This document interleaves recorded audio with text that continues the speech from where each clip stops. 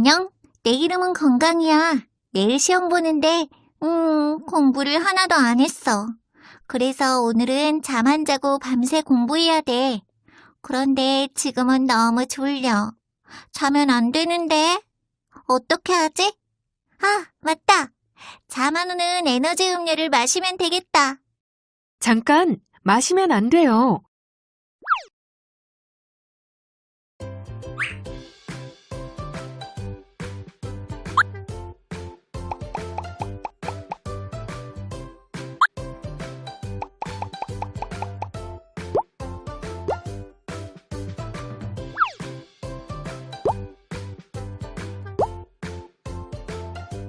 그런데 왜 카페인이 위험한 걸까요?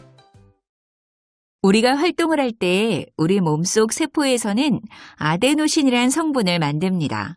이러한 아데노신은 뇌에서도 많이 생겨나는데 뇌에 있는 아데노신 수용체가 이 아데노신과 결합하게 되면 졸음이 오게 되는 것입니다. 그런데 카페인이 들어있는 음료를 마시게 되면 카페인 성분이 뇌로도 들어가 아데노신 대신 아데노신 수용체와 결합하게 됩니다. 그럼 잠이 오지 않게 되는 것이죠. 하지만 이러한 카페인의 작용은 뇌가 충분히 잠잘 수 없게 하고 우리 몸의 피로 회복도 방해해서 다음날의 생활에 지장을 줄 수도 있습니다. 그리고 카페인을 너무 많이 마시게 되면 우리의 심장을 마구 흥분시켜 아주 빠르게 뛰게 하고 신장에도 영향을 줘서 오줌을 많이 만들게 됩니다. 또 카페인은 위산이 많이 나오게 해서 위에 염증을 일으키게 하기도 하고 어린이와 청소년의 뇌 건강에 좋지 않은 영향을 끼치기도 하며 임신한 산모가 많이 마시면 태아에도 영향을 줘서 건강하지 못하게 만들기도 합니다. 그 외에도 우리 몸에 다양한 부작용을 일으키죠. 지금까지 알아본 것처럼 카페인은 우리 몸의 많은 부분에 영향을 줍니다. 따라서 다른 약을 먹을 때는 카페인이 함유된 음식이나 음료와 같이 먹지 않도록 주의해야 합니다. 카페인의 최대 일일 섭취 권고량은 성인은 400mg 이하, 어린이와 청소년은 체중 1kg당 2.5mg 이하로 청소년의 경우 하루에 2캔 이상 섭취할 경우 일일 섭취 권고량을 넘길 수 있으니 주의가 필요합니다. 카페인은 전 세계 사람들이 잠을 깨우기 위해 가장 많이 마시고 있는 성분입니다. 그래서 습관적으로 꾸준히 카페인을 마시고 있는 사람들은 카페인에 대한 내성과 함께 정신적으로 의존을 하게 됩니다. 그리고 카페인을 꾸준히 마시던 사람이 카페인을 끊게 되면 어지러움, 나른함, 짜증, 불안 등의 금단 증상이 나타납니다. 하지만 한 일주일 정도만 잘 참아내면 이러한 증상들은 사라지게 되죠. 여러분, 이제 에너지 드링크를 많이 마시는 것이 우리 몸에 얼마나 안 좋은 영향을 주는지 아셨나요? 지금까지 카페인이 우리 몸에 미치는 영향에 대해서 알아봤습니다. 안녕!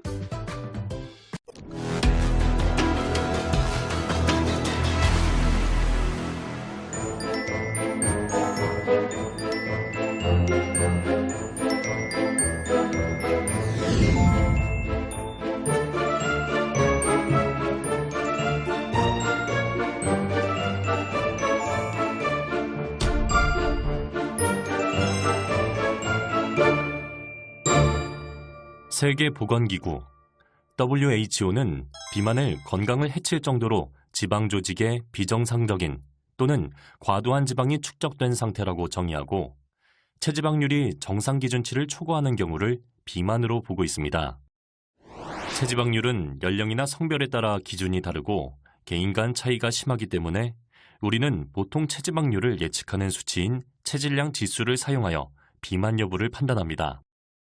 우리나라의 성인 비만율은 지난 10년간 큰 변화 없이 30% 수준을 유지하고 있는데 여성에 비해 남성의 비만율이 상대적으로 높게 나타나고 있습니다.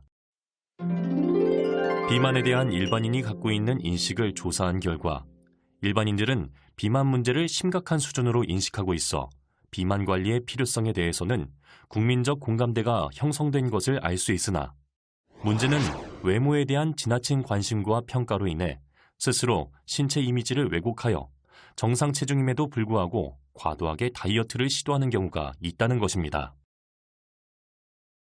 특히 이러한 경우 살 빼는 약을 처방받거나 온라인상에서 무분별하게 약이나 보조제를 구매하여 복용하다 각종 부작용을 호소하는 사례가 증가하고 있습니다. 흔히 살 빼는 약 혹은 다이어트 약으로 불리는 약은 전문 용어로 체중 조절약이라고 하며 그 작용 원리에 따라 뇌에서 식욕을 억제하여 에너지원의 섭취를 억제하는 식욕 억제제와 음식물을 섭취했다고 하더라도 장에서 에너지원의 흡수를 방해하는 지방 흡수 억제제로 나눠볼 수 있습니다.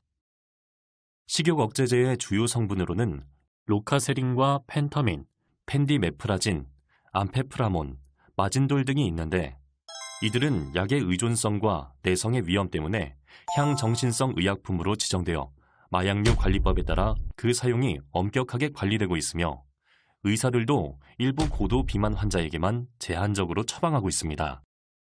그래서 마약류의 식욕 억제제는 보통 체질량 지수가 30 이상인 고도 비만인 사람들에 한해 4주 이내 사용을 권고하고 있으며 기간 내에 치료 효과가 보이지 않으면 사용을 중단하고 엄격하게 관리받는 약물입니다. 그럼에도 불구하고 최근 들어 처방이 급증하고 있어 심각한 문제가 되고 있습니다.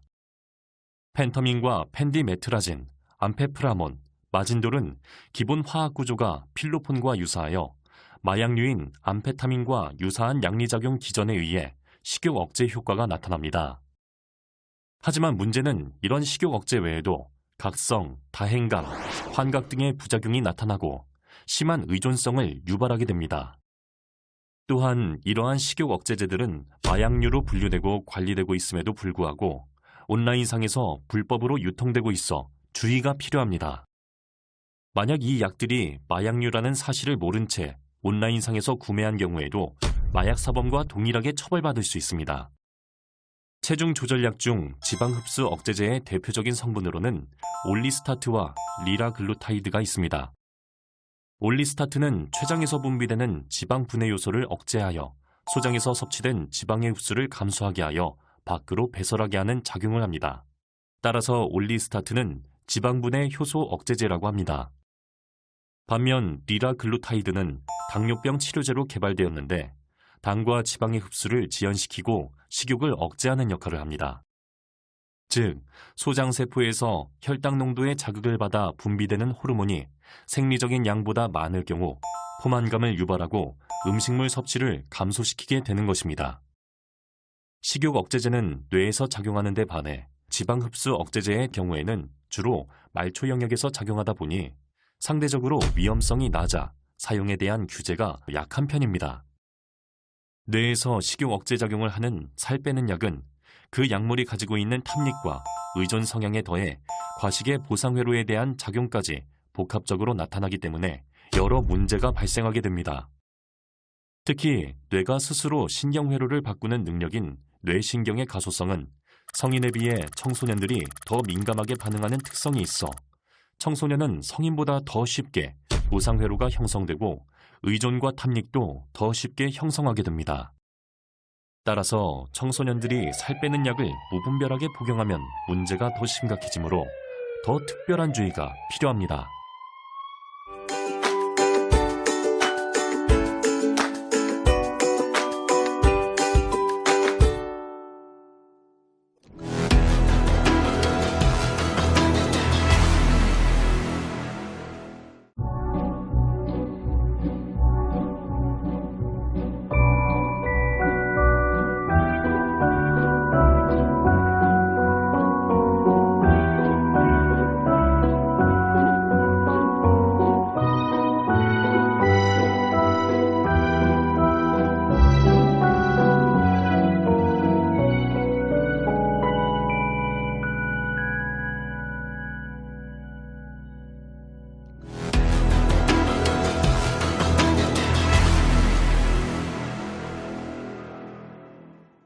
수능이 가까워지면 종종 매스컴에 언급되는 뉴스가 있습니다.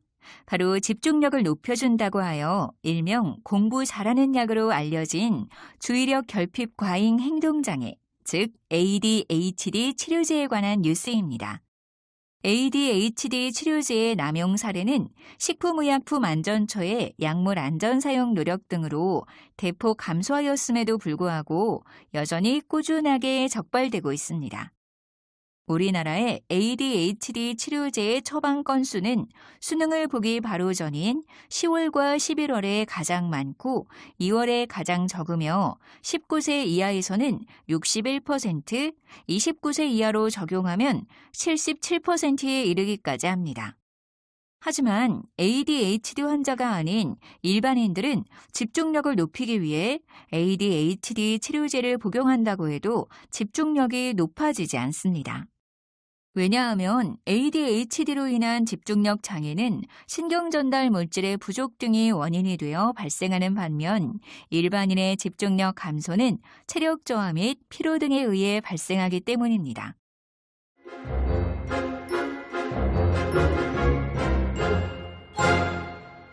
ADHD는 집중력에 장애가 있거나 과잉 행동 또는 충동성을 보이는 신경발달 장애 질환으로 주로 소아 청소년기에 생기는 질환 중 하나입니다. 게다가 ADHD는 5에서 10%의 높은 유병률을 보이고 있지만 아직까지도 그 원인이 명확하게 규명되지 않아 뇌신경 분야의 난치성 질환 중 하나로 여겨지고 있습니다.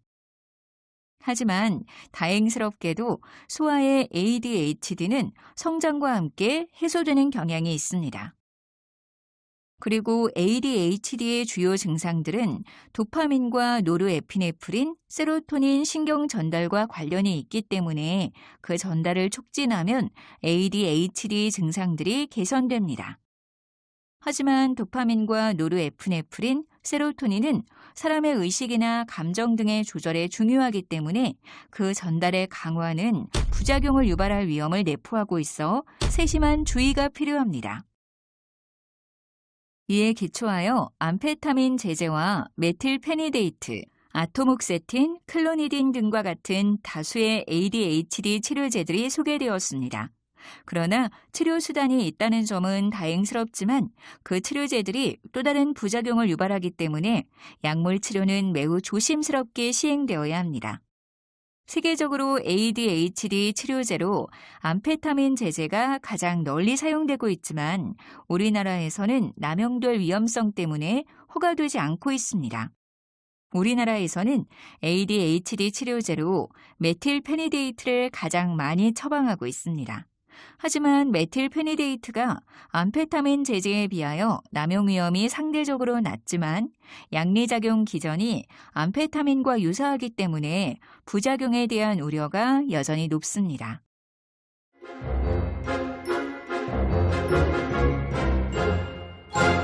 메틸페니데이트는 ADHD와 기면증의 치료제로 승인된 중추신경에 작용하는 각성제입니다.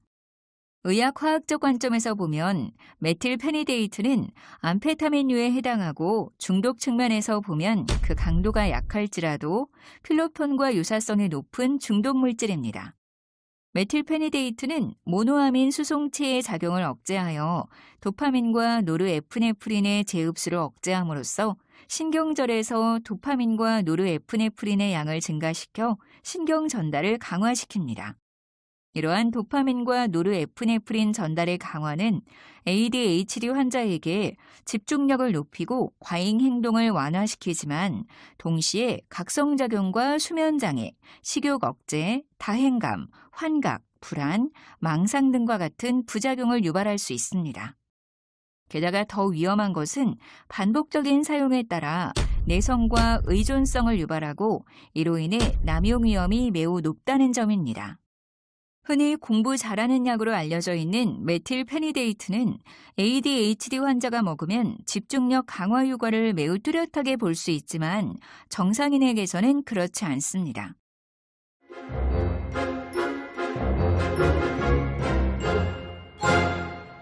수험생이 집중력을 강화하고자 ADHD 치료제를 복용하는 경우 약의 각성 효과가 강하기 때문에 졸음을 쫓아내어 집중력이 높아진다고 오인하게 되는데 오히려 이러한 강한 각성작용은 수면장애를 유발하고 생체 리듬을 방해하여 혼란스러운 상황을 유발할 수 있습니다. 또한 환자가 아닌데도 ADHD 치료제를 복용하는 경우 두통이나 불안감 등의 부작용이 나타날 수 있으며 심각한 경우 환각, 망상 등의 증상뿐만 아니라 자살까지 시도할 수 있기 때문에 단순히 성적을 위해서 복용해서는 절대 안 됩니다.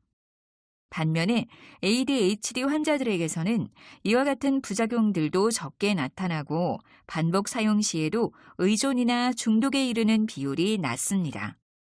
다시 말해서 메틸페니데이트와 같은 ADHD 치료제는 명백히 증상이 있는 환자에게 사용해야 하는 치료제이지 단순히 성적을 올리기 위해 함부로 사용해서는 안 되는 약입니다.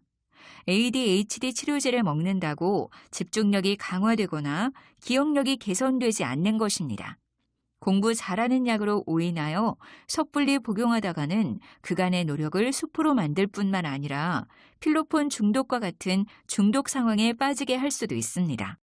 집중력을 높이려면 스스로 학습에 대한 흥미를 높이고 학습 목표를 정하고 성취하려는 적극적인 자세가 더 효과적입니다.